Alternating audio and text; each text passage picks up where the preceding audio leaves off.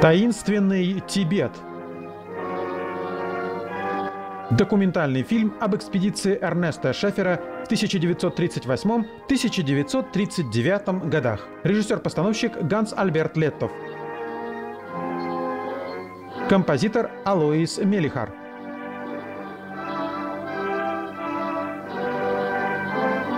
Производство киностудии Тобис, Германия.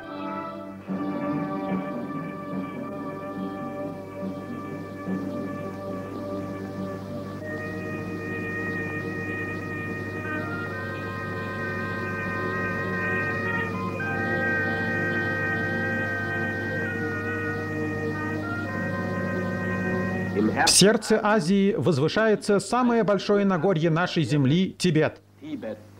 Он окружен ледяными бастионами неисследованных высоких гор, отделен песчаными дюнами громадных пустынь. На землях вокруг Тибета неспокойно. Местные властители пытались с Запада объединить тысячелетнюю культуру их народов с современной цивилизацией. С севера Тибета советский империализм захватил мировые шелковые пути и расширил их для нанесения новых ударов, чтобы разрушить традиционные уклады жизни внутренней Азии.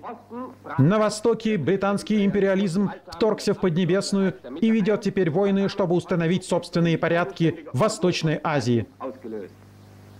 На юге британцы навязывают древней культуре индийцев чуждые им формы правления и экономики. Нетронутый вихрями времени, Тибет явился последним пристанищем древней жизни. Властью самой природы стал запретной страной. Народ этой страны и ее властитель в островном положении среди враждебных иноземцев стараются уберечь свою форму средневекового государственного устройства и свою особенную культуру от всех внешних влияний. В эту область удавалось проникнуть только немногим смелым исследователям. Неисследованными остались прежде всего законы, на которых строится вся жизнь людей, зверей и растений. Именно поэтому и была организована экспедиция, немецкая экспедиция под руководством Эрнеста Шефера, чтобы восполнить эти пробелы. Мы находились в пути 1,5 года. Для того, чтобы наша экспедиция состоялась, наш руководитель должен был провести нелегкие переговоры с органами власти и влиятельными лицами.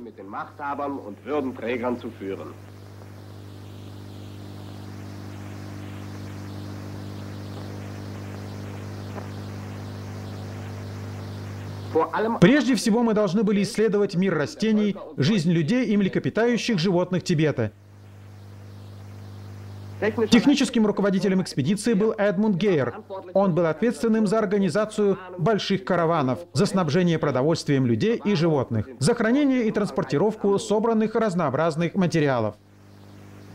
Доктор Карл Винерт имел задание с помощью геодезических измерений, геомагнитных и метеорологических наблюдений исследовать основы всех видов жизни в этом загадочном регионе. Антрополог доктор Бруно Бергер посредством точных измерений формы тела и черепа изучал человеческие расы в исследуемых областях. Наблюдение за жизнью мелких домашних животных и сбор насекомых было возложено на Эрнста Краузе. Также он сделал несколько важных научных открытий. Кроме того, Эрнст Краузе был нашим фотографом и оператором. Данный кинофильм он создал при участии всех сотрудников. С востока нашему пути в Тибет препятствовала китайско-японская война, так что мы должны были попробовать проникнуть в Тибетское Нагорье со стороны Индии. Однако сразу возникли первые большие трудности. Из-за политических интриг, большого количества клеветнических измышлений, экспедиция вынуждена была повернуть назад. Поскольку британско-индийские правители относились к этому ревниво и намеренно не позволяли поддерживать каких-либо отношений между Тибетом и другими большими державами. Сначала, после изматывающих переговоров, доктор Шефер получил для нас разрешение пройти до громадных ледяных бастионов Гималаев, которые во многом были еще не исследованы. Глубоко прорезанная долина реки Тисты образовала входные ворота в неизведанное девственное царство Гималаев. В Индии мы повсюду наталкивались на следы западной цивилизации, которые нашли свой прочный оплот в большой прибрежной столице страны Калькутте.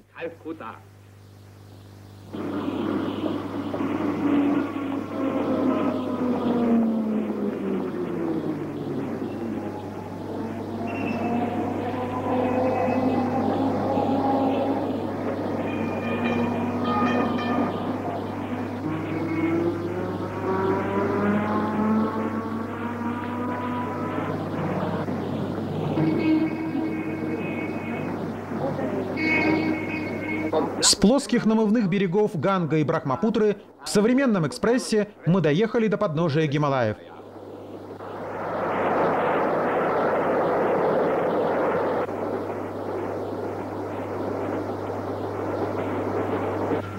Удобная узкоколейка извивается по заросшим джунглям и долинам предгорья.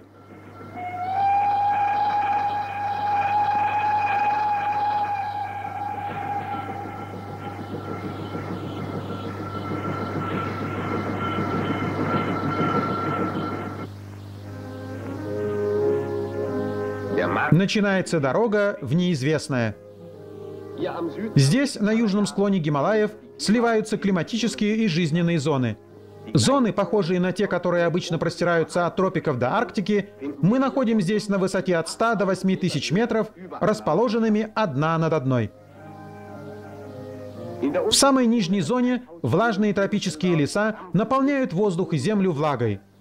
Гигантские деревья и ползучие растения, паразиты и полупаразиты – все находятся в состоянии борьбы за жизнь. Опасной и прекрасной, беззвучной и жесткой.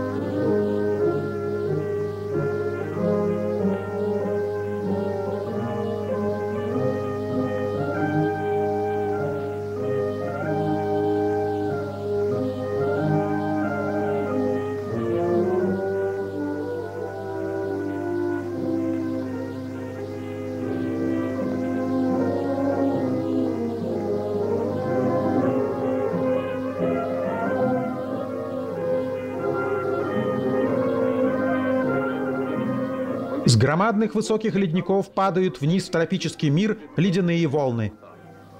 Летом южные ветры несут источающий пар воду Индийского океана на склоны гор, откуда она, охладившись, падает ливнем на долину.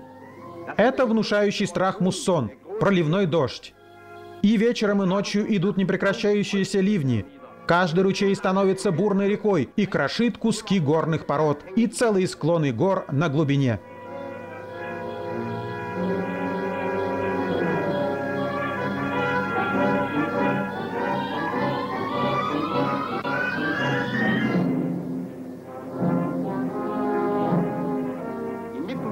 Посреди буйства стихии, не испугавшись, идут наши вьючные животные. С раздутыми ноздрями, пристально устремив глаза на тропу, они тщательно взвешивают каждый свой шаг.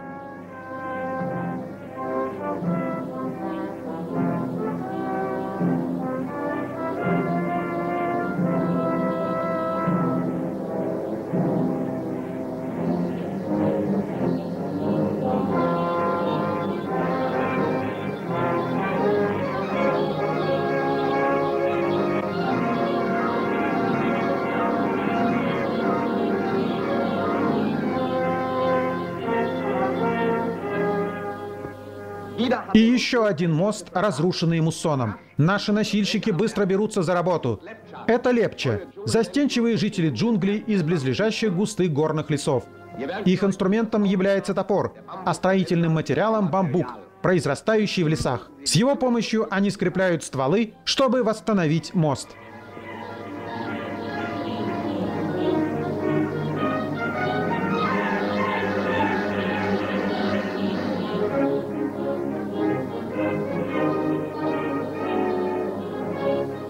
Еще пара веток в качестве волнорезов, и мост готов. Надолго ли? Это известно лишь могучему муссону.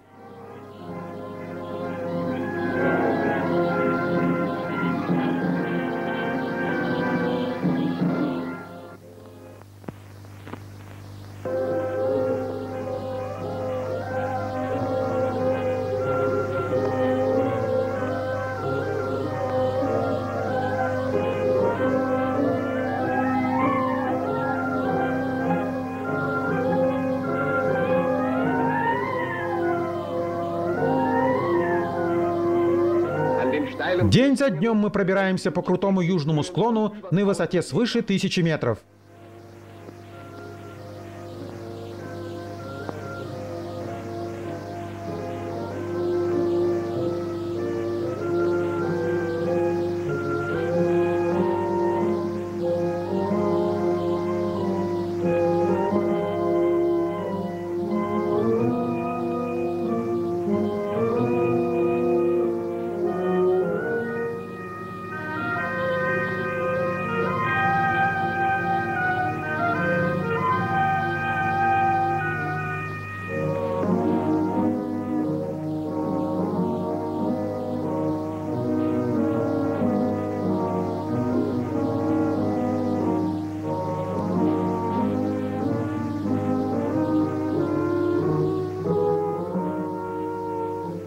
После тропиков и субтропиков мы попадаем в третью зону, так называемую палеоарктику, которая соответствует нашим средним широтам. За ней следует большая защитная природная полоса. Как седовласые рыцари здесь стоят ели, сплетенные ветром в стену, словно последние форпосты жизни против бастионов вечных снегов.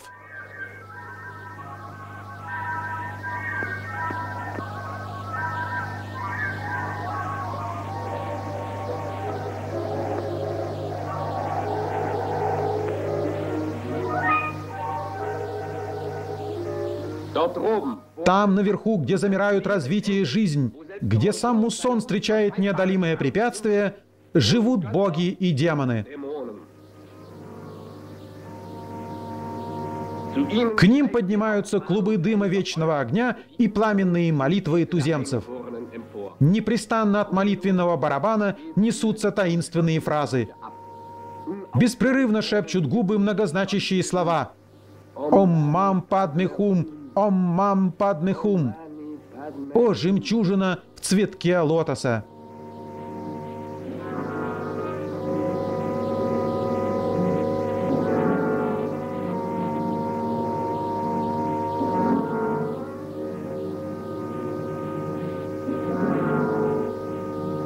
Недоступный трон богов теперь является нашей главной целью.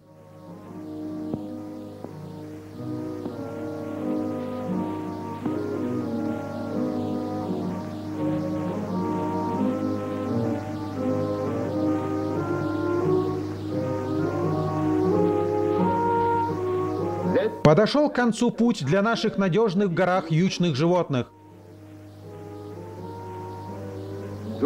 Итак, мы с колонной носильщиков отправляемся к неизведанным ледникам Гималаев.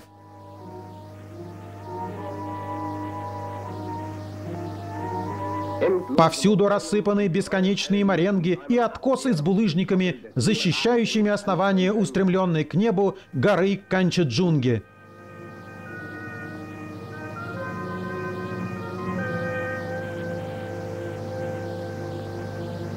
Ее льды кажутся первозданными. По громадным расщелинам и обломкам рассеивается ледяной поток.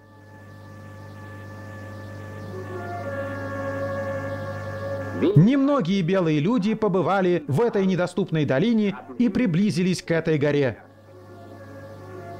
Она для туземцев неприступный покровитель, призрачный властитель, всемогущий Бог.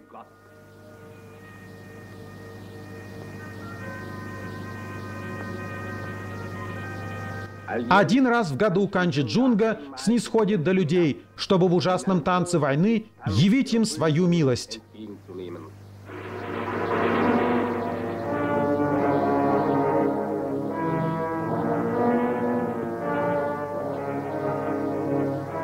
Под пронзительные звуки трубы и удары барабана благородные воины чествуют в сакральном танце своего повелителя и бога.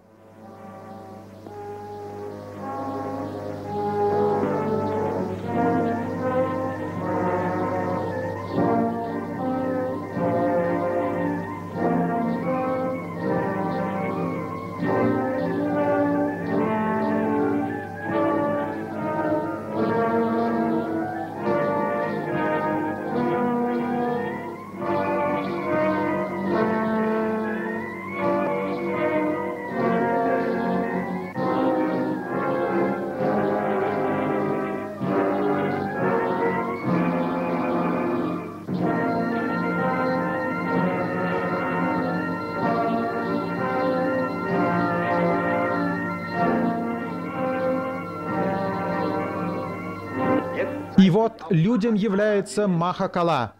Он Бог, защитник южной тропы, внушающий страх судья.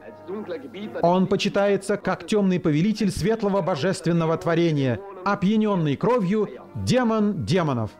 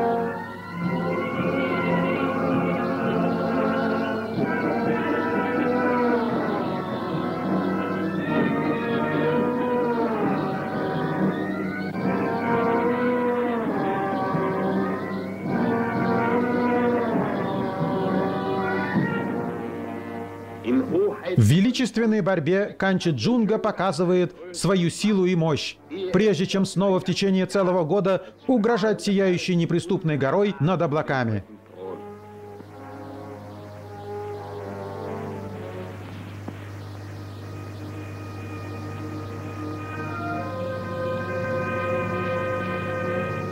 Над первобытной областью горных вассалов Канчеджунги звучит древняя сага народа Лепче.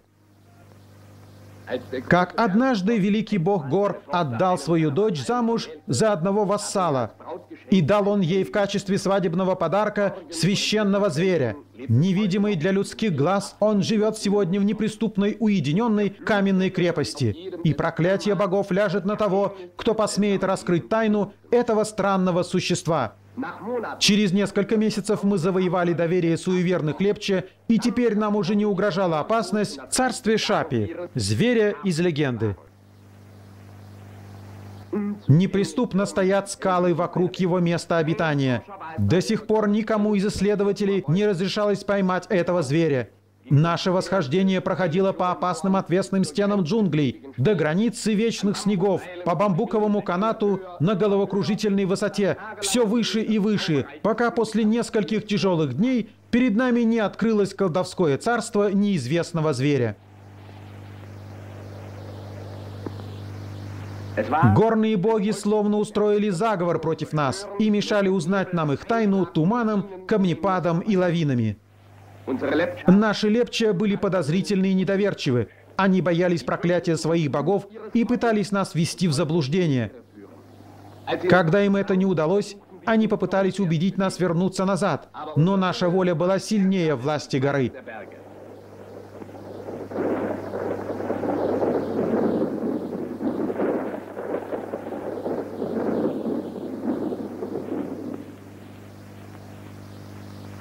После нескольких дней безуспешного восхождения мы смогли убить незнакомого зверя и сравнить с его ближайшим родственником, причудливым таром западных Гималаев.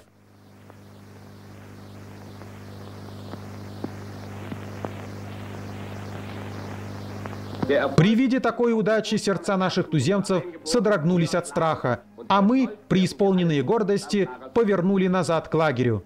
Наш лагерь располагался на высоте 4600 метров.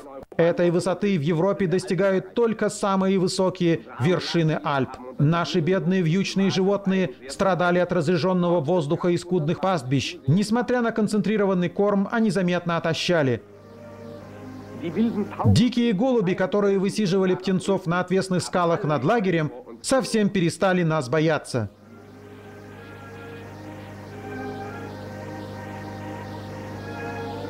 На высоте последних предгорьев, поросших растительностью, распускают свои фантастические цветы соссюрея и благородные ревни.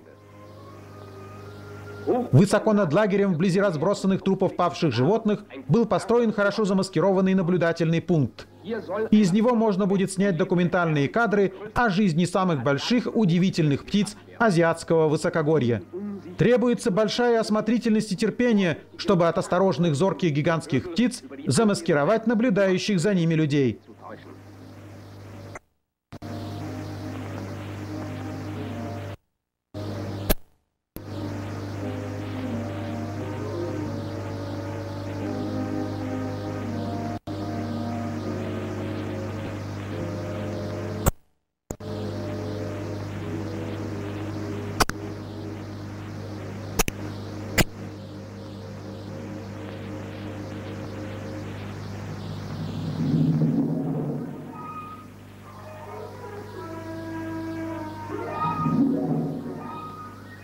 Но пока эти гигантские птицы с настороженностью держатся на расстоянии. Ворон первым отваживается подойти к падали.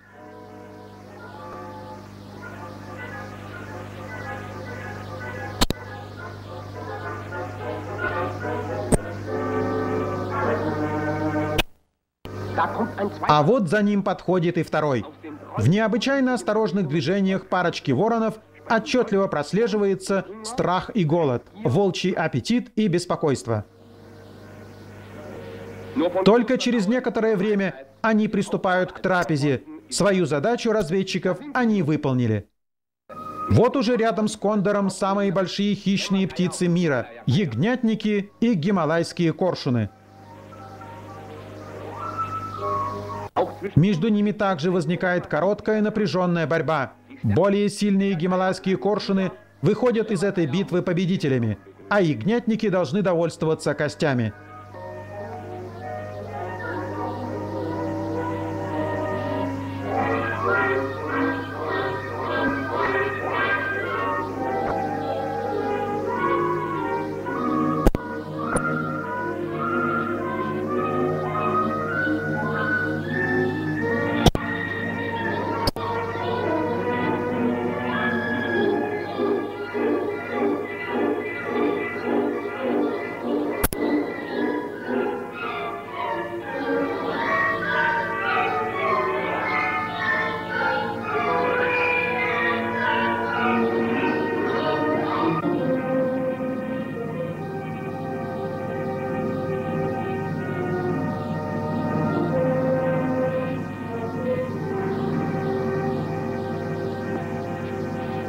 В дальних окрестностях лагеря свои наблюдения ведет геофизик.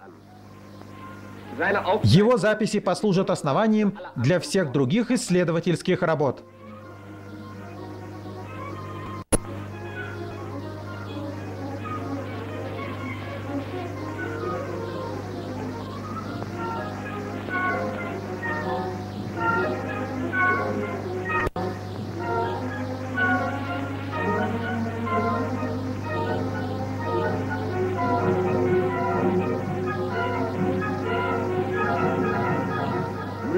Без устали заносит он цифру за цифрой.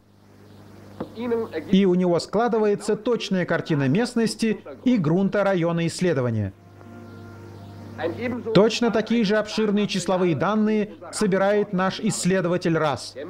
Он измеряет форму черепа и головы туземцев.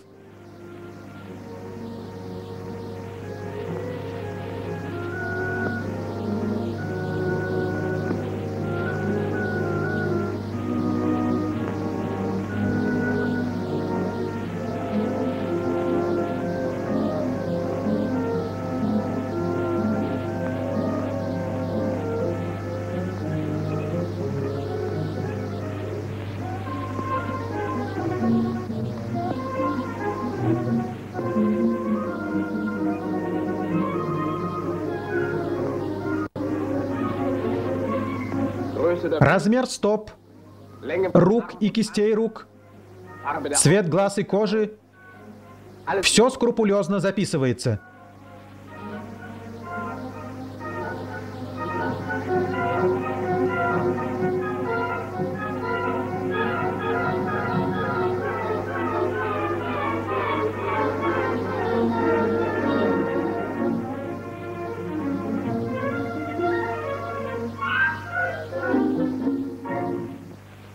Для туземцев наш товарищ является другом, всегда готовым прийти на помощь.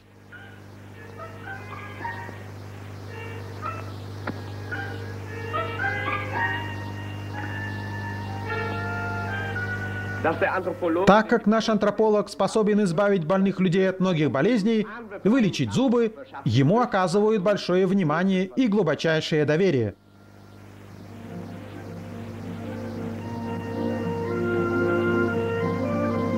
Вскоре доверие становится таким, что туземцы даже соглашаются сделать слепок своего лица. Применяется мягкая смолистая масса, которая при дыхании не очень беспокоит. И таким образом получается реалистичная маска.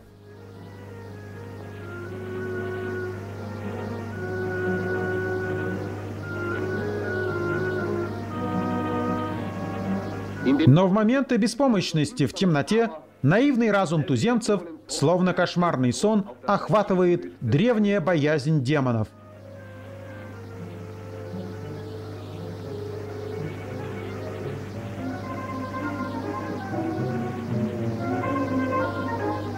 Вскоре масса застывает.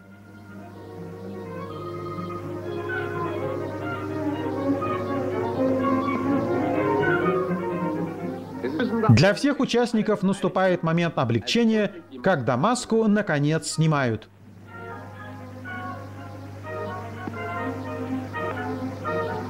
Так, экземпляр за экземпляром возникает коллекция человеческих типов Высокой Азии.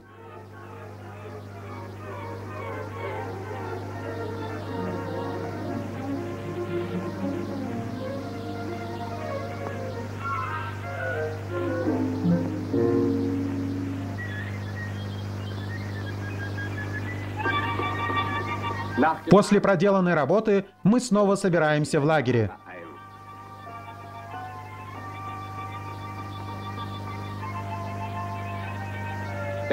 Мимо проходят нищие и кочевники тибетских степей. Они становятся нашими друзьями.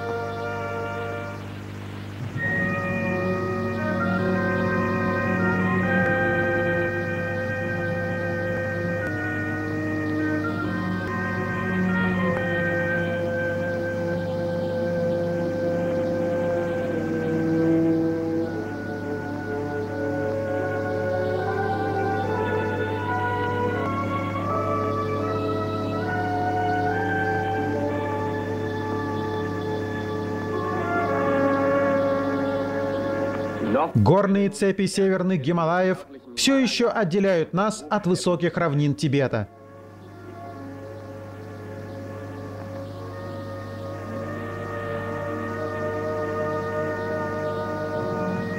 Там, между отвесных скал на границе вечных снегов, расположена область заповедной дикой природы — царство голубых баранов.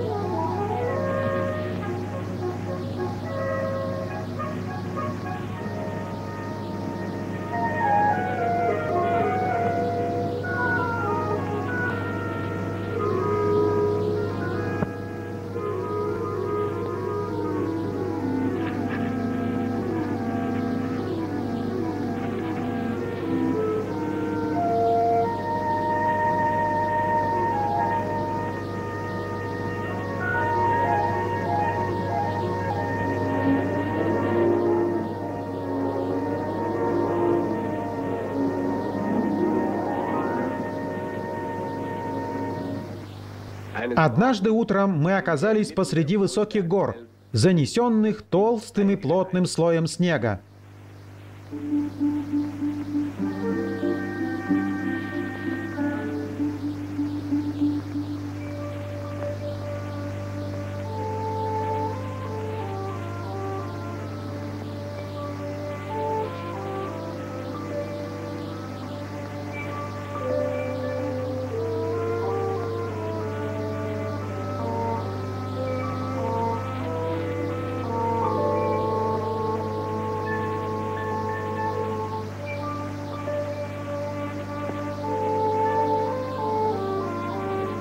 Здесь, всего лишь сотни километров от горячих субтропических джунглей, нас окружают пустыня и лед, снег и скалы.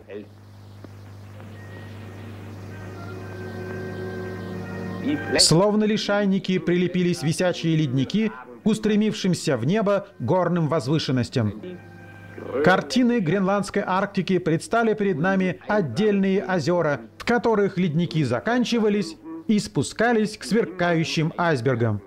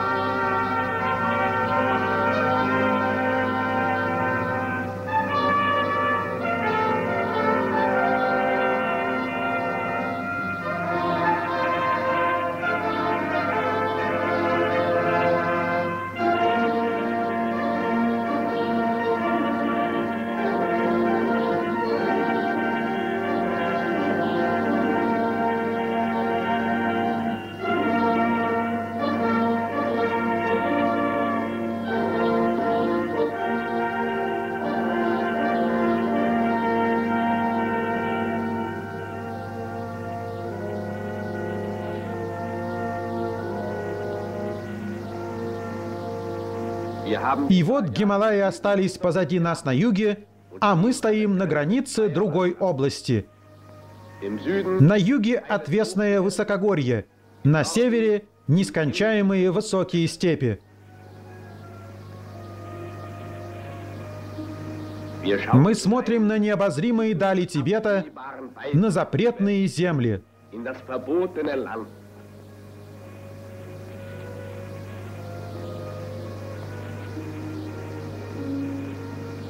Нашей прекрасной мечтой, главной целью нашей маленькой научной экспедиции является таинственный священный город Лхаса. Требования британско-индийского правительства остановиться здесь мы не могли выполнить и не хотели ему подчиниться. Мы разработали план быстрого перехода границы близ Догдра, хотя на это мы не имели никакого разрешения. Нам впервые удалось проникнуть к одному тибетскому правителю. Таким образом, были установлены дипломатические отношения с властителями запретной страны. С символического подношения белого покрывала началась тяжелая дипломатическая игра, тянувшаяся месяцы в своей азиатской монотонности, пока, наконец, письмо правительства Лхаса не принесло нам вожделенный большой успех.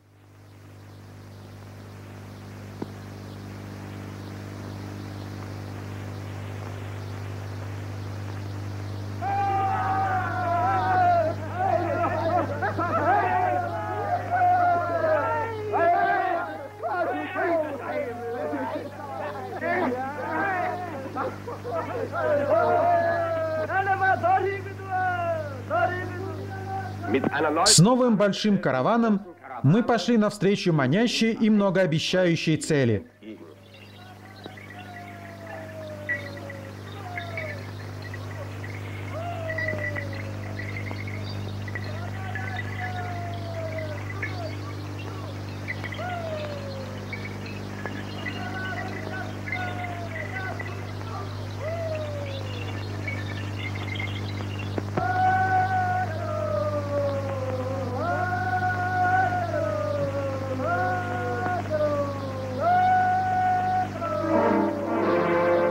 «Лха-Гьяло!» — кричали тибетцы. Боги победили, если они смогли перейти через обдуваемый штормами высокий перевал. Принесением жертвы пред флагами молитв они просили защиту у богов от опасностей дальнейшего путешествия.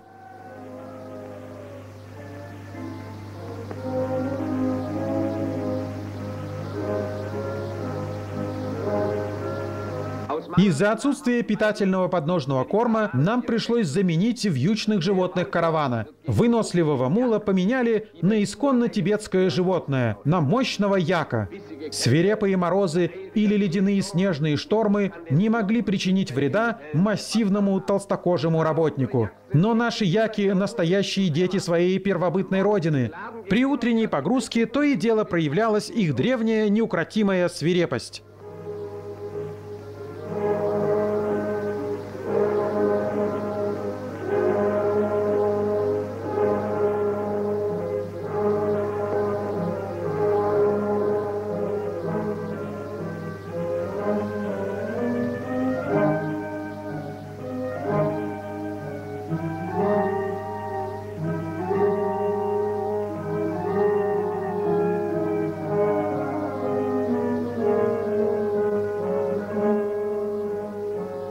С самого начала они с безразличием несли свою ношу по труднопроходимым территориям.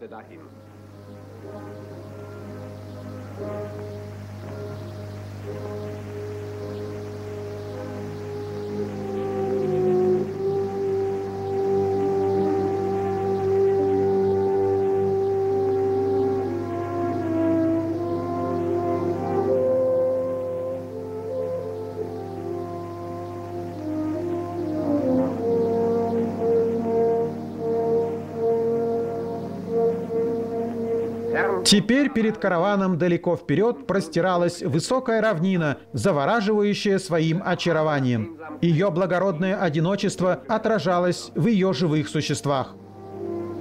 Аргали живет на высоких хребтах.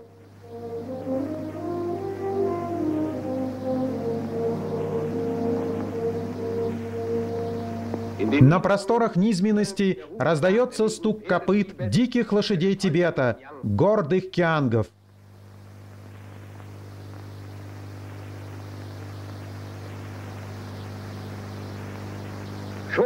Нас обнаружил табун жеребцов.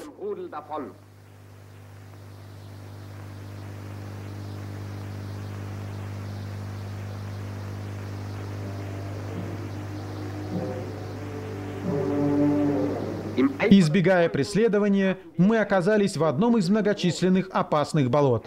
Копыта животных, утопающих в булькающем болоте, стали черными. С чрезвычайной стойкостью мы должны продвигаться вперед, так как любое промедление означает ужасную смерть в болоте.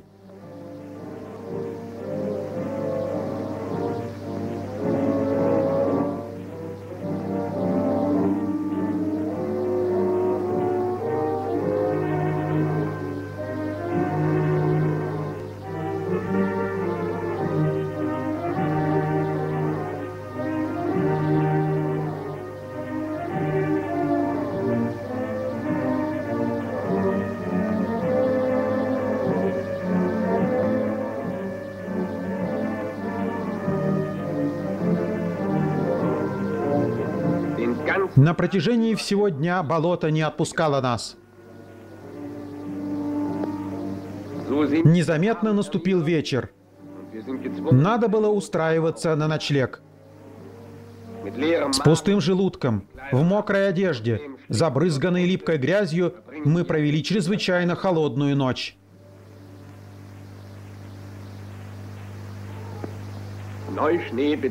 Равнина снова покрылась снегом, который сверкал и искрился в утренней заре. Теплый ранний свет искусил мышезайцев выйти из их подземных жилищ.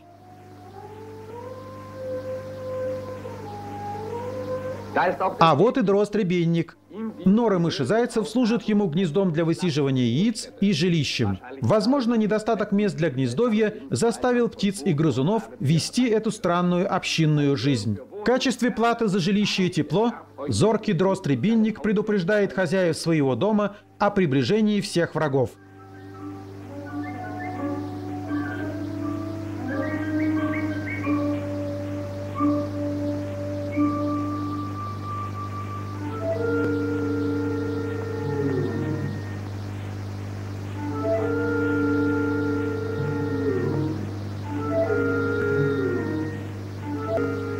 Угрожающий цокот копыт нашей кавалькады служит предупреждением для всех зверей степи.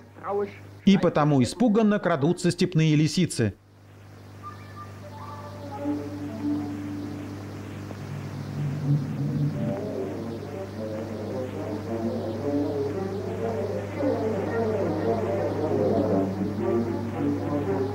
И снова кианги.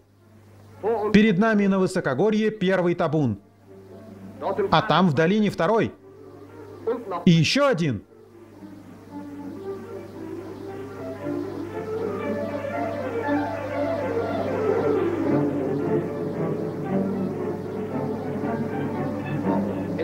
Это самые красивые животные азиатского Нагорья. Какой благородный шаг! Какой порядок в табуне, который всецело управляется вожаком!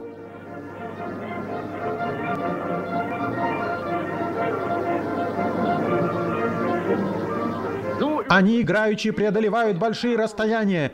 Они — свободные повелители бесконечной степи.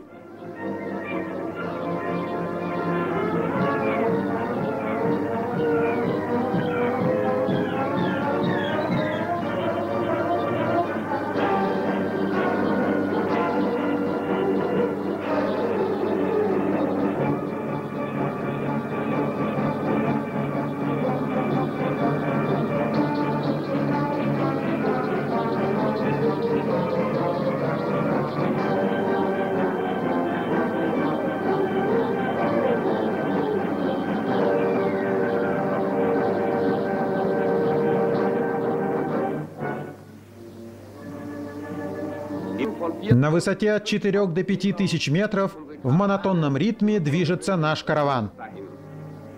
С каждым днем мы все дальше пробираемся в Тибет. Целые дни напролет нещадно палит солнце. Ночами ледяной ветер замораживает реки и озера. Часто нас охватывает парализующая усталость из-за необычайных колебаний температуры.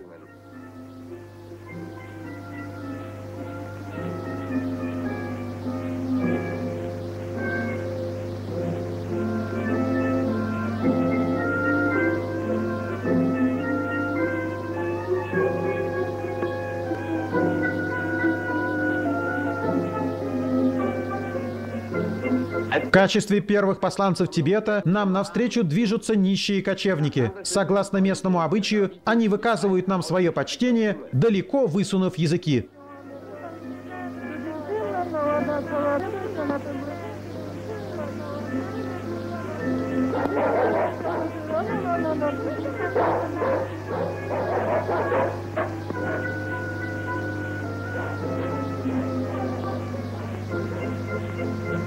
Перед нами предстало первое поселение запретной страны.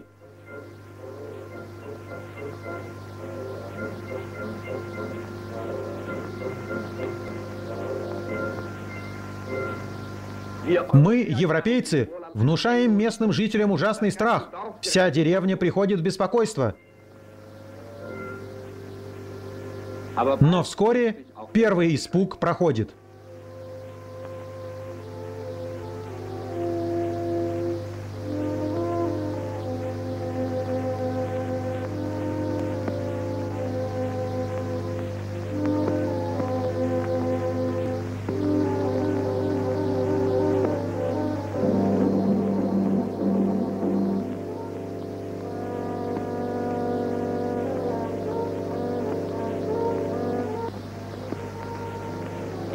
Весь будний день тибетца подчинен религии ламаизма. С XIII века, со времен обращения тибетцев к буддизму, с утра до вечера вращаются молитвенные мельницы всех размеров. Без устали скользят пальцы адептов по молитвенным четкам. После длинного и утомительного путешествия проводники нашего каравана радуются, что они снова находятся среди людей, подобных им. Им приходится по вкусу цампа, тибетское национальное блюдо. Это смесь из поджаренной ячменной муки, старого чая и прогорклого с коричневым оттенком масла, приправленное солью и содой. Ведь эта страна такая бедная. Наши ишаки выдирают жалкие корни из камней.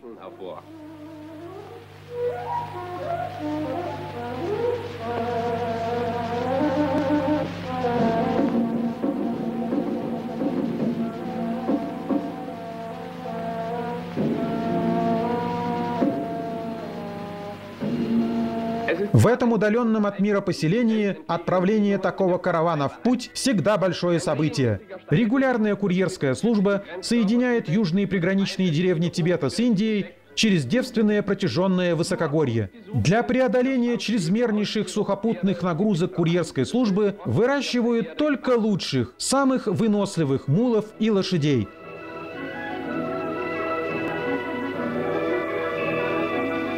Животные должны привыкать к консервированному комбикорму. Это свернувшаяся овечья кровь, смешанная с мукой цампы.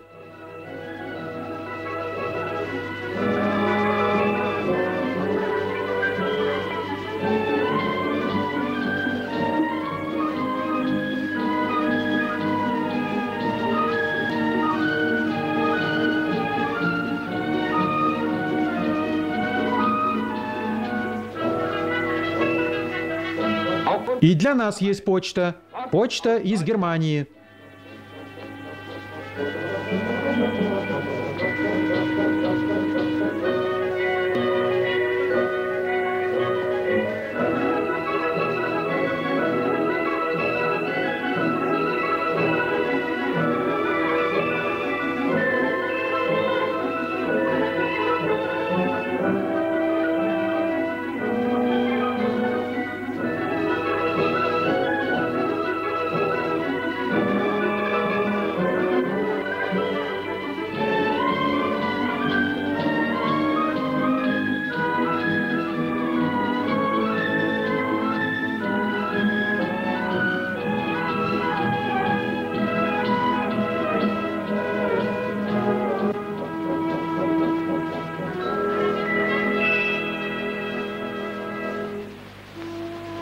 По широкому караванному пути мы продолжаем двигаться на северо-восток.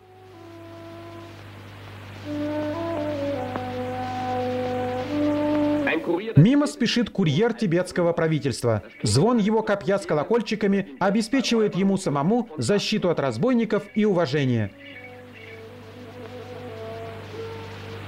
В долгих дневных переходах мы приближаемся к бассейну реки Брахмапутра, от которой однажды взяла свое начало страна богов. Мы продвигаемся в сердце Тибета. Первозданный, покрытый обломками скальных пород каньон служит входом.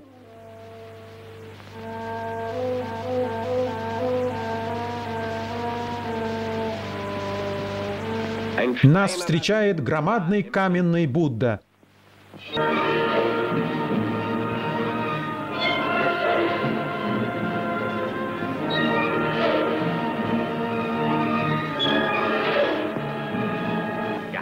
Таинственные руины, провозвестники текущей истории и воинственного прошлого замедляют наш одинокий путь. Некогда здесь проносились татары, орды всадников и дикие гурки, сжигая все на своем пути, грабя и мародерствуя через плодородные тогда земли Тибета. Важным открытием мы считали развалины форта Ярлунга, древней добуддистской столицы. В разрушенных сторожевых башнях хранит запасы ворон, геральдическая птица Тибета.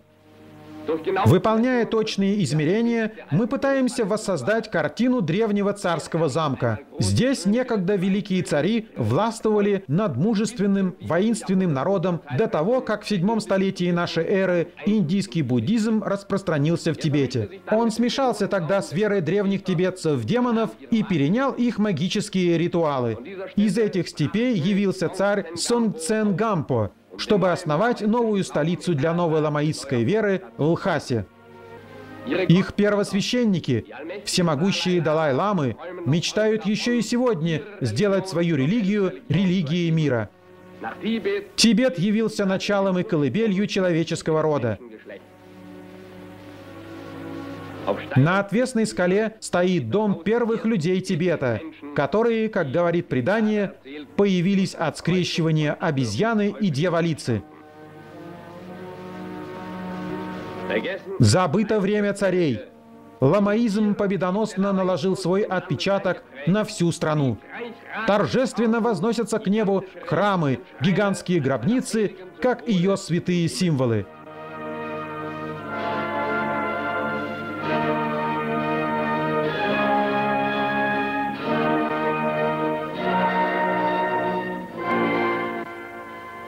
Небо наполняет страхом своих адептов перед ужасными божествами и бесчисленными демонами, заклинать которых может только священник Лама.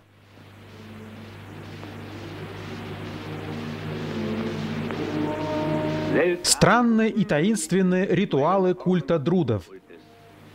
Беспрестанно шепчут губы непосвященных однообразные молитвы, в то время как шаман в нарастающем экстазе общается с демонами. С помощью символических жестов и магических атрибутов он подчиняет своей воле призрачные кинжалы, камень чертов палец и колдовские колокольчики. Перед воротами на священном камне лежит труп покойника. Дым жертвенного костра поднимается кверху. Таким странным образом уничтожаются земные останки, так как только после полного уничтожения всего телесного душа освобождается для нового, счастливого перевоплощения на земле. Такое уничтожение выполняют священные стервятники. Однако перед этим останки тела разрезаются, а кости измельчаются, чтобы никакие земные останки не остались лежать на скале.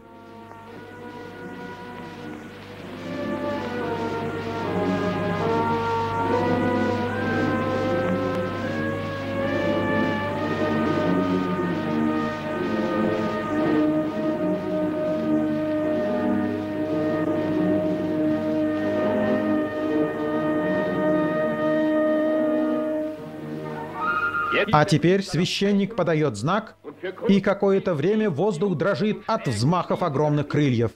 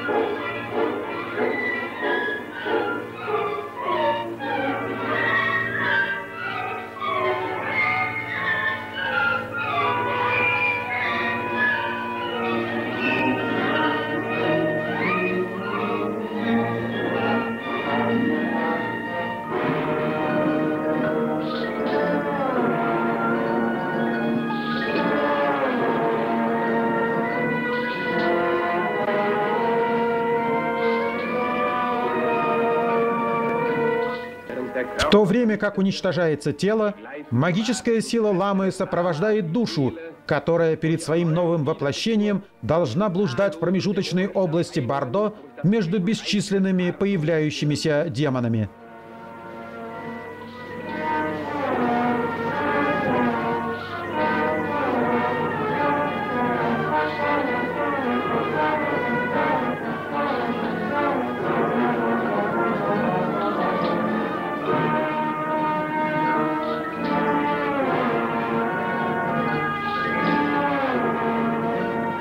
В течение своей жизни тибетец снова и снова знакомится с этими призраками, изображенными на масках, оконных рамах и на храме.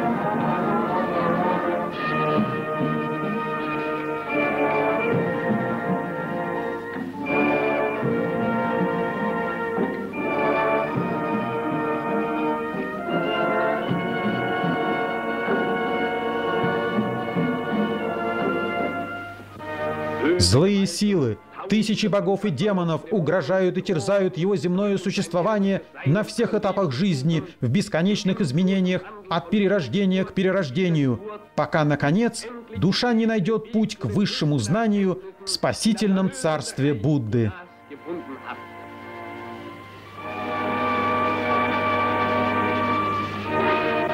Таким образом, лама управляет людьми Тибета.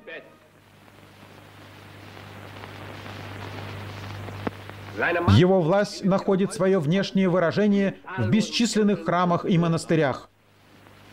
Все, от маленьких уединенных жилищ фанатичных сектантов до гигантских монастырей размером с город, придает характер стране древней культуры. В них собирается огромное количество ламаистских монахов. Более трети мужского населения страны станут с помощью монастырей опорой народа и будут вести жизнь, полную трудов.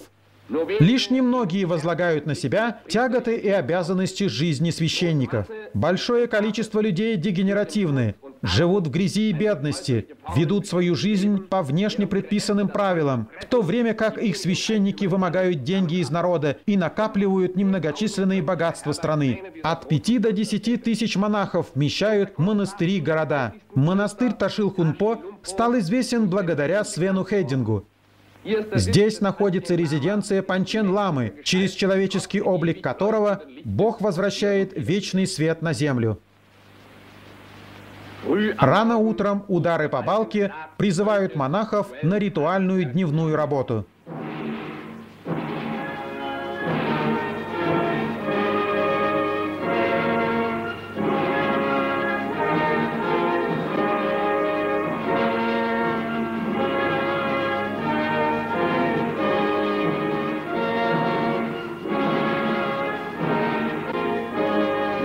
По дворам и коридорам поднимается вверх на часовню ламы страшный Каэнге, чтобы позвать богов на ежедневную торжественную службу.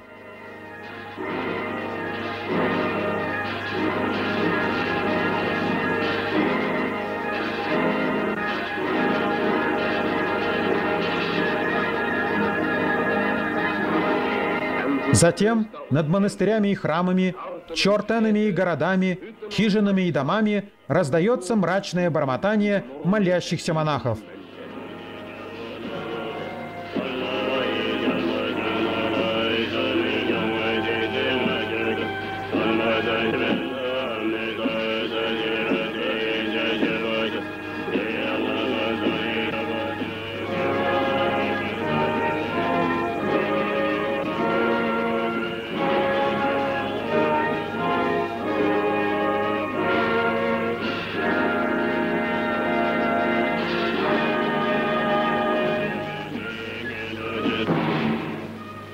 Дважды в день упражнения веры прерываются, и юные послушники монастыря приносят чай в тяжелых медных горшках.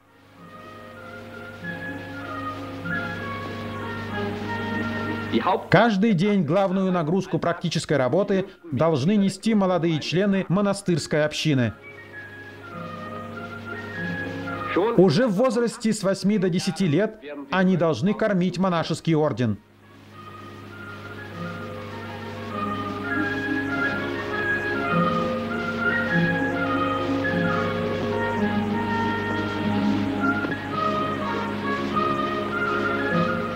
Через несколько лет они начинают изучать рецепты приготовления пилюль из целебных трав и чудодейственных ингредиентов.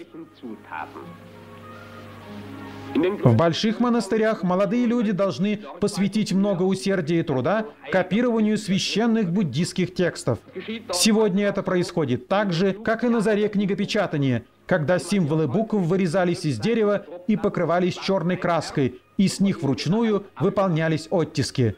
Страница за страницей, лист за листом копировались классические тексты ламаизма, один из которых занимает 108 томов. Таким образом, вся культура Тибета и большая часть сил его народа привязывалась к монастырям.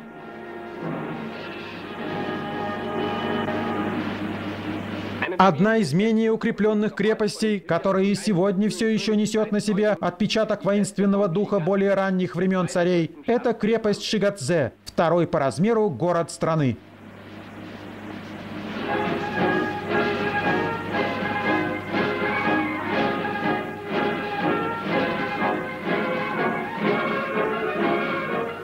Чтобы сохранить первозданность его средневековых церквей, предшественник нынешнего Далай-ламы создал небольшую армию в 10 тысяч человек, которую он велел экипировать и обучить на европейский манер.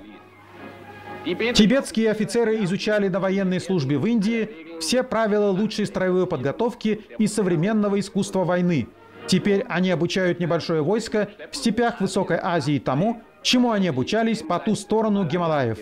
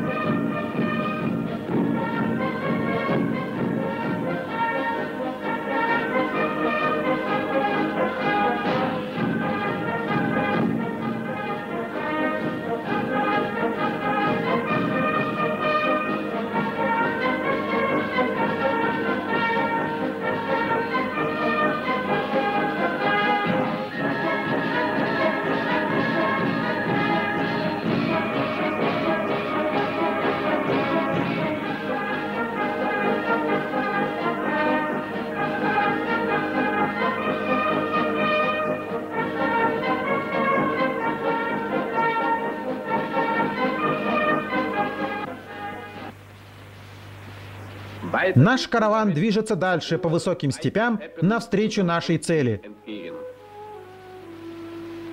По бескрайней стране тянутся большие стада овец и коз. Они поедают скудные сухие травы и вырывают корни из земли. Эти стада часто являются единственным имуществом людей отдельно стоящих поселений.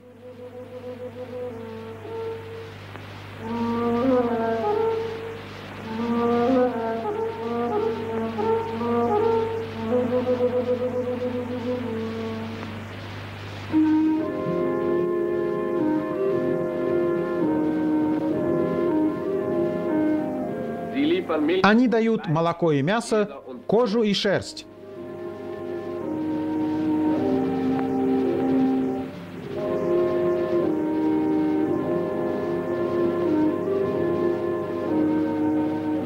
Шерсть тибетских овец и коз из-за ее обусловленной климатическими условиями толщины и прочности высоко ценится на рынках соседних стран. Но и в своей собственной стране она является основой для некоторых ремесел.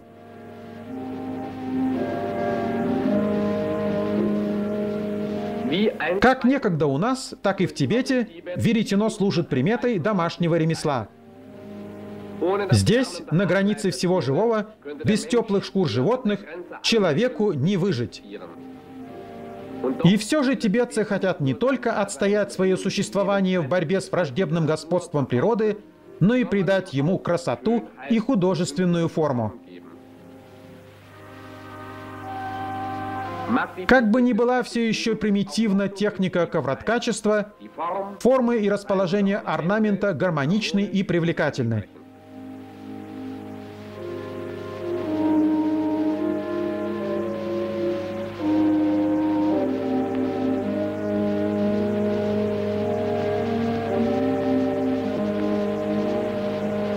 Один из сегодняшних тибетских орнаментов – это древний индоарийский знак свастики, который у тибетцев считается символом вечного счастья.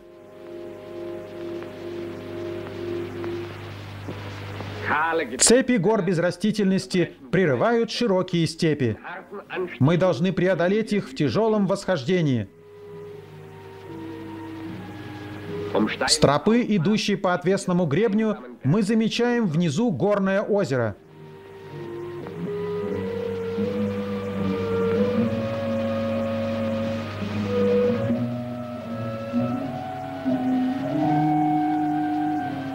Разреженный воздух объездных дорог заставляет дрожать наших лошадей, для которых это тяжелое испытание. С некоторыми преданными животными мы должны расстаться.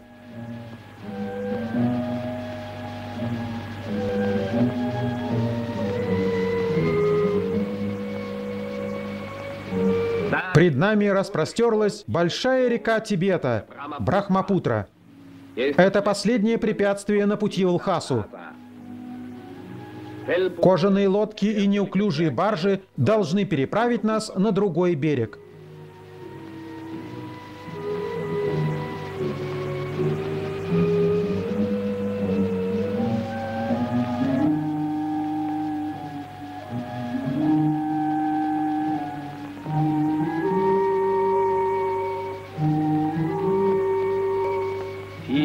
По поверьям тибетцев, глубоко на дне реки лежит мстительный дракон в обличье змеи.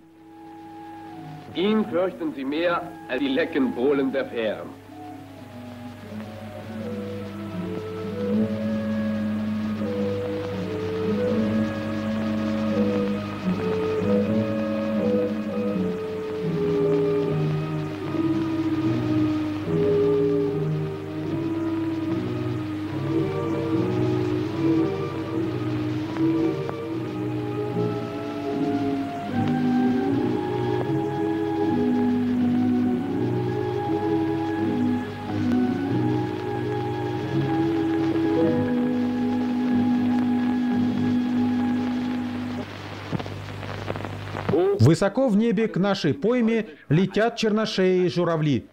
Согласно легенде, мощные взмахи крыльев переносят Далай-ламу по воздуху от монастыря к монастырю. С поздней осени до начала ранней весны собираются священные звери в долинах вокруг святого города.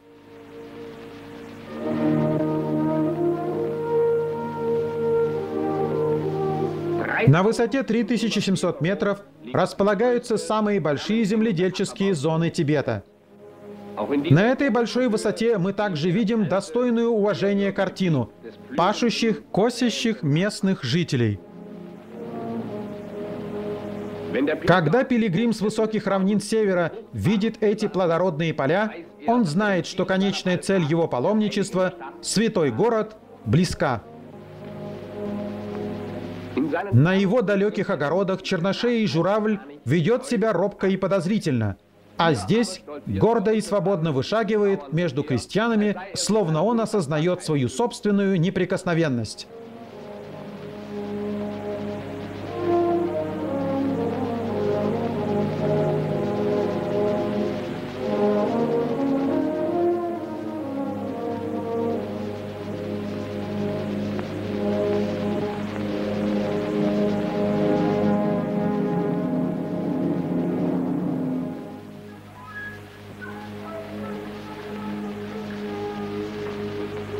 А это знаменитая дорога, по которой миллионы верующих буддистов прошли в направлении Лхасы, чтобы один раз в жизни вступить на высоко вознесшуюся гору с дворцом святой страны Паталу. Они измеряют длинный путь своей скорбью, которой они должны бесчисленное количество раз пасть на землю и коснуться ее своим челом. А сейчас, когда всего лишь несколько часов отделяет нас от главной цели, нас охватывает сильное волнение. Вдали на холме из равнины вырастает гора с дворцом — Патала. У ее подножия в качестве ворот святой город стоят черты, увенчанные золотыми коронами. Бесконечные паломники тянутся по дороге.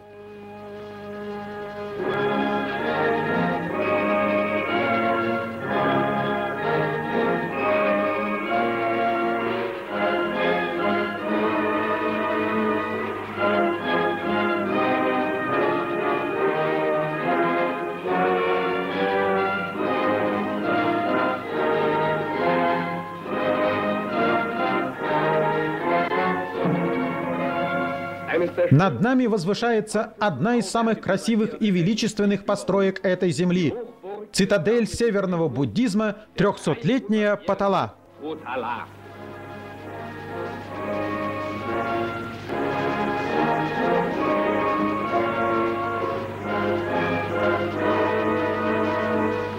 Лхаса расположилась в плодородной долине Кичу, в окружении тополей и садов. Здесь обитают от 25 до 30 тысяч монахов и жителей. Для празднования начала Нового года мимо тянутся толпы паломников и лам. Дома и улицы святого города заполняют от 50 до 60 тысяч людей. В течение столетий только нескольким европейцам удалось проникнуть в город в качестве христианских миссионеров, переодетых паломников или взять стены этого города мощным военным приступом. Но крупнейшим исследователям всех национальностей, несмотря на бесчисленные попытки и упорную настойчивость, не удавалось достигнуть этой высокой цели.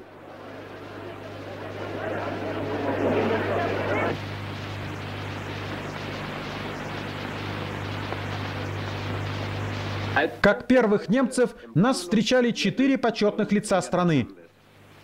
Мы продемонстрировали все знания азиатской учтивости и тибетского этикета, чтобы не нарушить никакие предписанные условности.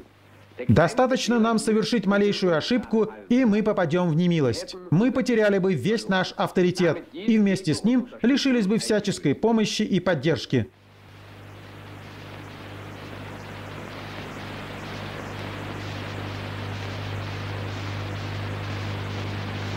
Нужно придерживаться определенной последовательности комплиментов. Что-то вроде «Имела ли счастье ваша милость произвести на свет наследников?» «Сколько лет живет ваша честь в этой стране дружбы?»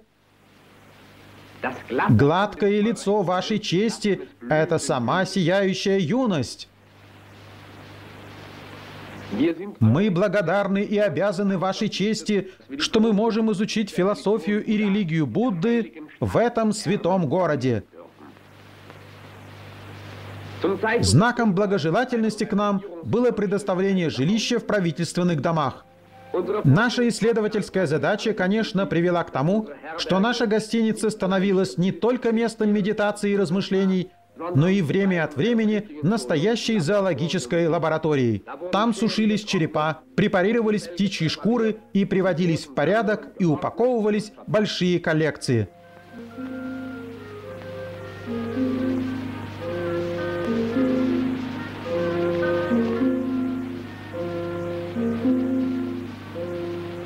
Милые забавы зверей, которых мы хотели привезти домой живьем, довершают картину идиллической домашней жизни в самом сердце Азии.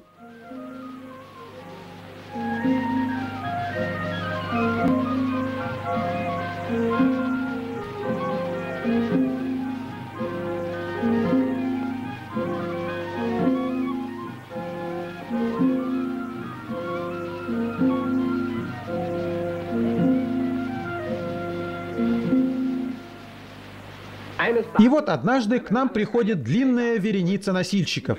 Они несут подарки гостям от правительства. Мы центнерами получаем куски масла, завернутые в шкуры яка, мешки с мукой и цампой, горохом и фасолью, фураж и чай.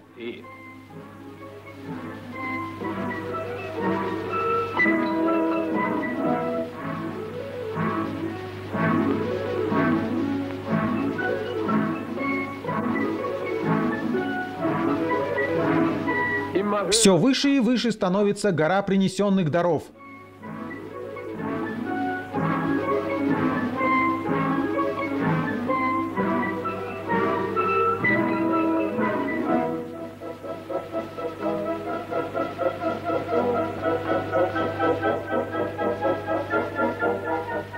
Вдобавок ко всему нам подносят целого высушенного барана, а потом яйца.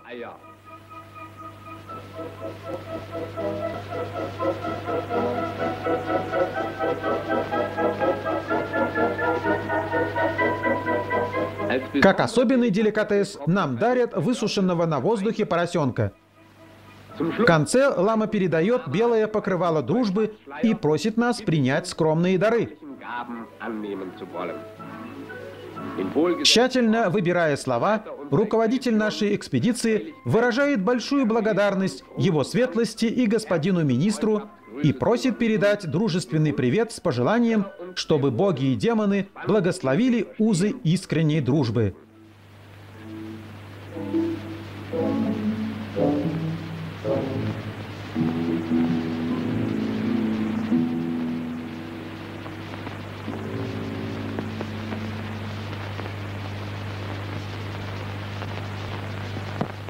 Чтобы защитить нас от нападения враждебных лам, правительство предоставило нам в распоряжение пеших солдат, вооруженных дубинами. Под их защитой мы можем беспрепятственно путешествовать по Лхасе. Мы слышим монотонную песню каменщиков, которая должна отогнать злых духов от места работы. Каменщики делают кладку из неотесанного камня, а в качестве связывающего материала используют сырую глину. В ритме песни укладка утрамбовывается с помощью плоского камня.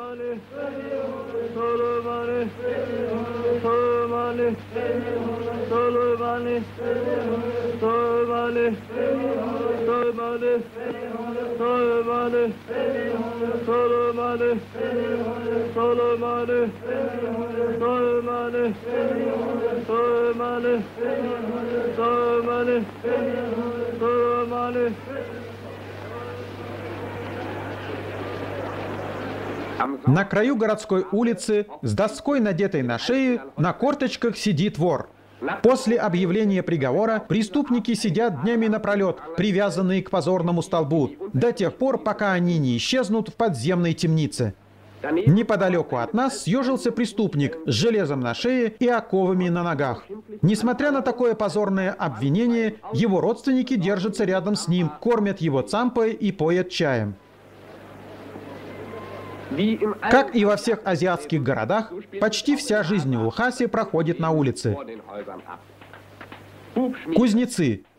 Этим малопочетным ремеслом занимаются женщины. Жители столицы так же бедны и нетребовательны, как и весь тибетский народ. Что такое богатство, они не знают. Все, что у них есть в щедром изобилии, это только время. Таким образом, вся работа совершается в состоянии невозмутимого покоя. Часами люди занимаются взаимной заботой о теле друг друга под открытым небом.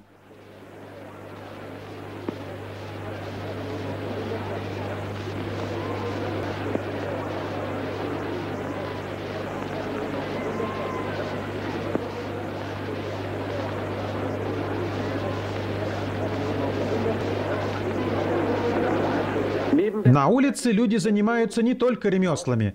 Там же проходит частная семейная жизнь.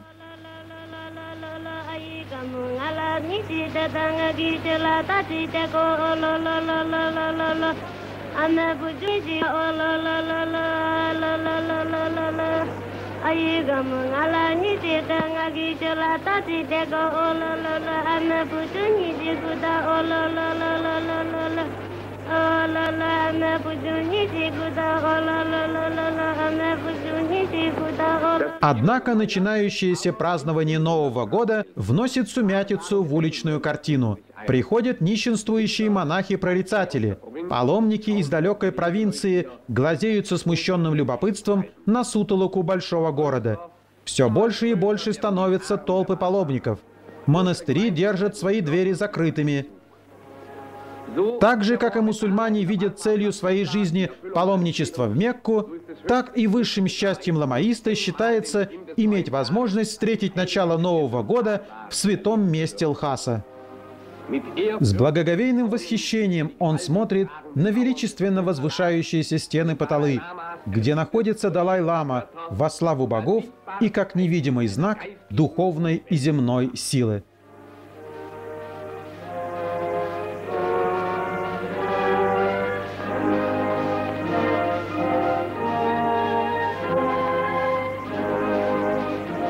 Ослепленным стоит верующий перед величественным золотым великолепием крыш. Полный религиозного трепета он видит воплощенный образ его веры в духов и богов.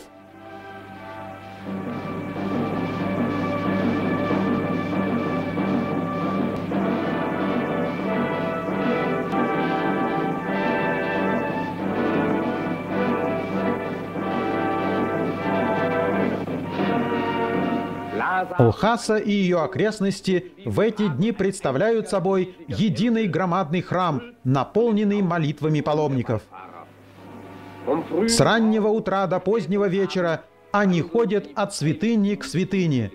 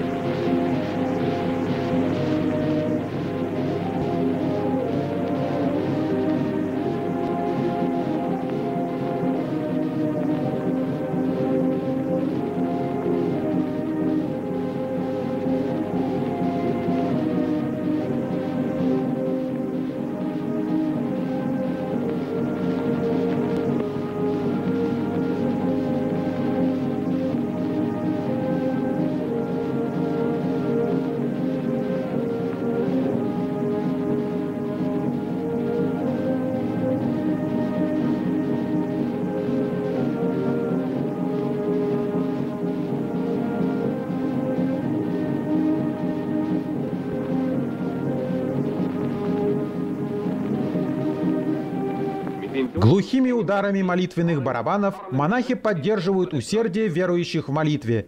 В эти дни фантастические ламы являются многочисленным собравшимся святого города. Сами министры оставили свои места и все управление передали в руки двух настоятелей монастыря.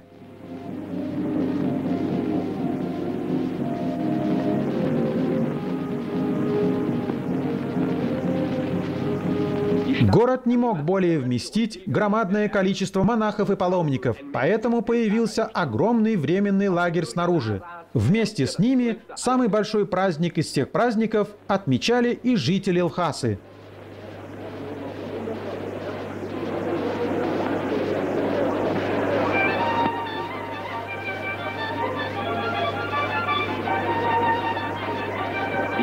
Жителям Галога и Кампы, хищным кочевникам из северо-восточных земель, предоставлен отдельный лагерь. Они пришли в Лхасу для искупления воровства, разбоя и убийств, а также чтобы умилостивить богов по отношению к будущим злодеяниям.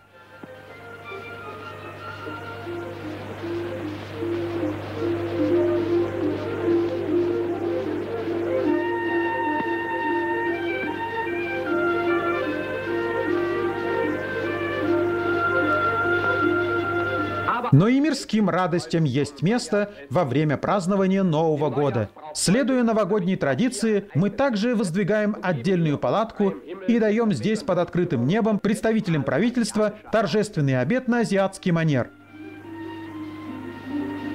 До того, как пить пиво чанг, традиционный новогодний напиток, существует обычай приносить выпивку в качестве жертвы духам местности.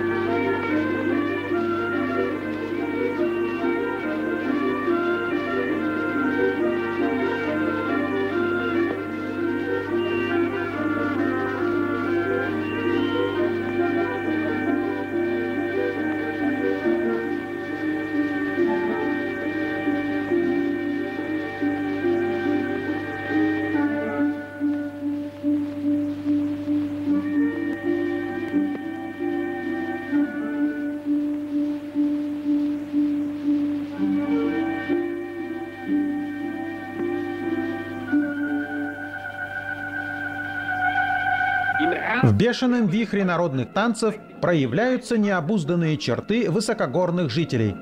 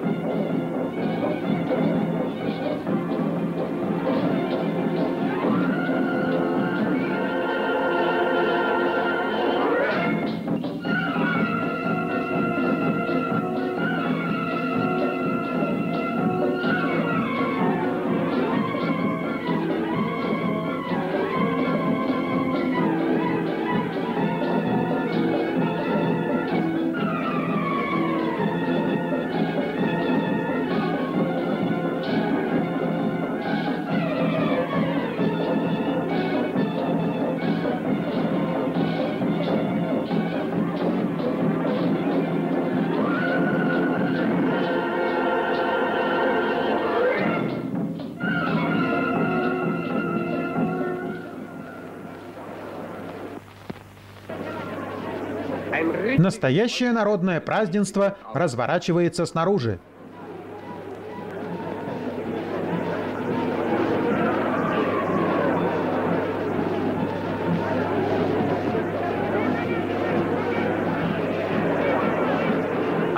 На стрельбище среди слуг почетных гостей растут ставки.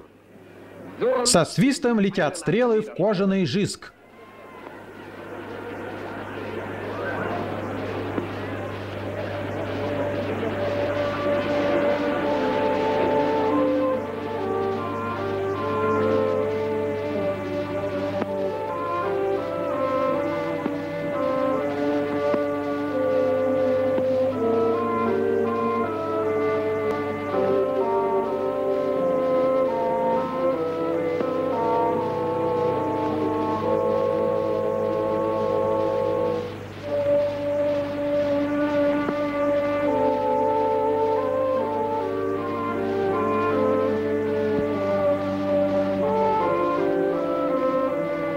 А для дальней стрельбы есть луки из особого прочного дерева.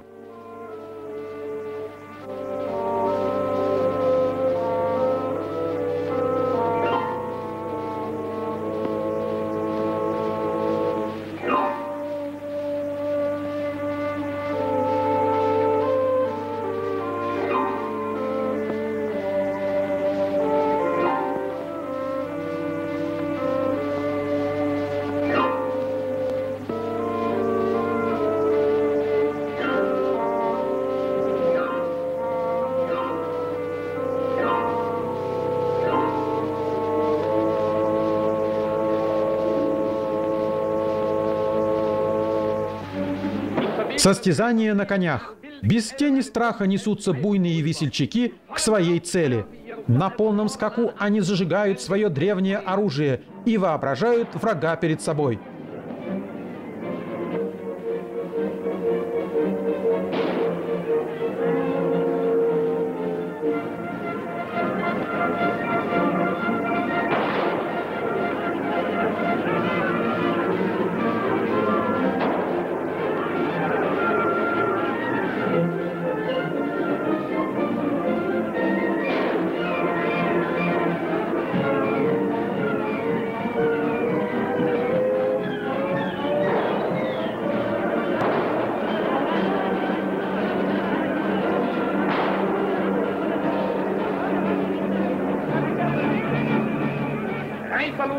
Возбужденные лошади без всадников проносятся по улицам перед толпой.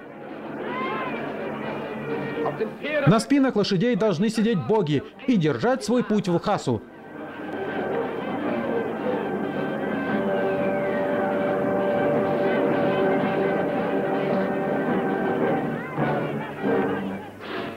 По Тале звучат трубы и барабаны.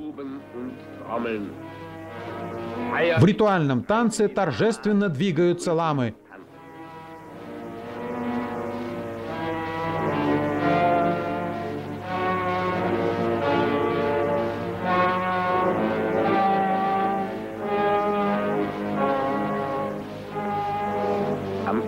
В конце года верующие еще раз надевают страшные маски демонов. Они напоминают человеку его прошлое и показывают ему образ и вид существа, которое ожидает его в царстве Бордо между смертью и новым рождением.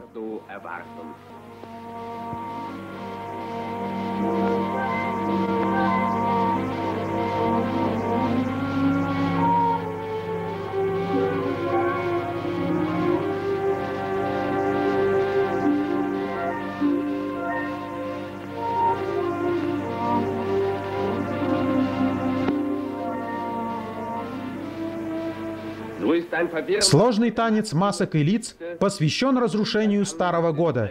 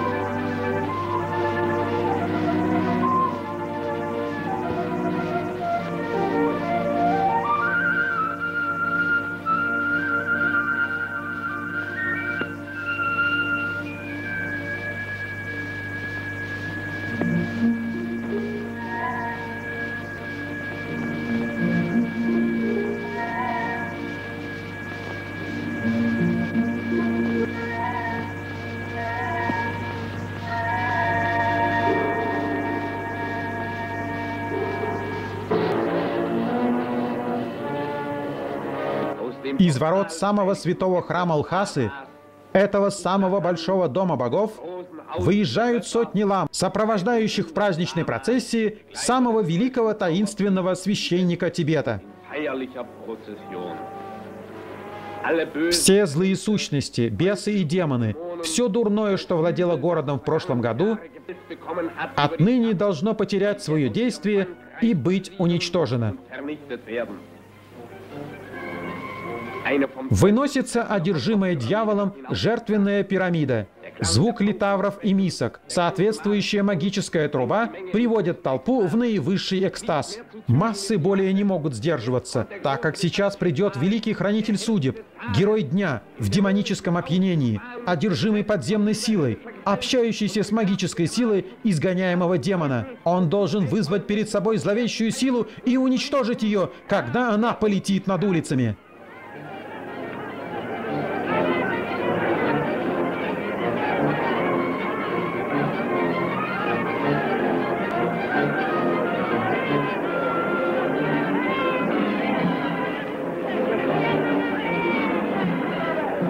Ламы плотно окружают своего таинственного священника, находящегося между ними. У него подкашиваются ноги. Большая работа по изгнанию демона выполнена. Борьба против подземного врага закончилась победой. Теперь толпы героев обращаются к земному полю битвы. Они обнимают генералов и окутывают их 1000 белых покрывал. Покрывала символизируют чистоту и земное счастье. Некогда предки генералов находились под руководством могущественного монгольского князя Гушрихана, завоевавшего Тибет, а вместе с ним религиозное государство.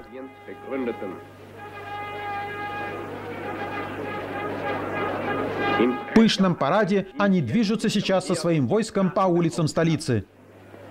Проходят воины из всех частей страны, вооруженные прославленным оружием, одетые в кольчуги и шлемы своих победоносных предков.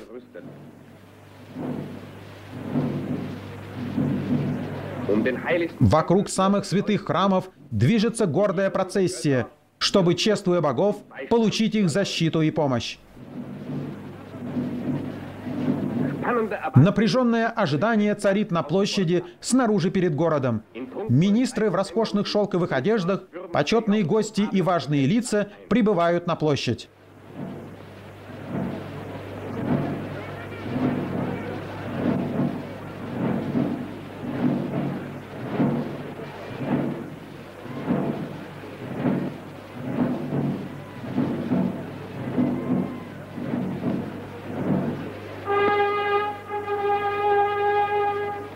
Представители Далай-ламы, члены Государственного совета, садятся в один из шатров и ожидают сведений от войск.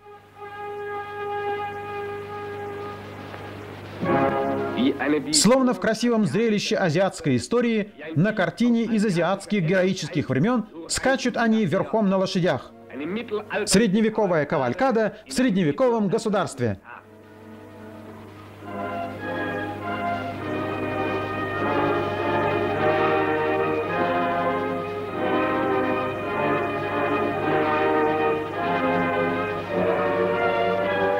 Они двигаются к площади. На серебряной шале глашатай богов преподносит жертвенный напиток богам. Служители государства уведомляют почетных гостей о силе и готовности войска. Неотразимо и остро оружие. Непробиваемые и прочные щиты. Выносливые и быстрые лошади. Ловкие и закалены в боях воины.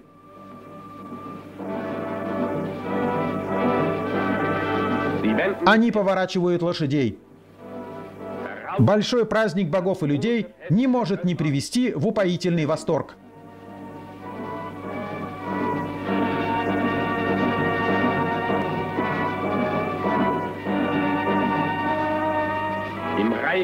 В круговом танце столетий начинается Новый год.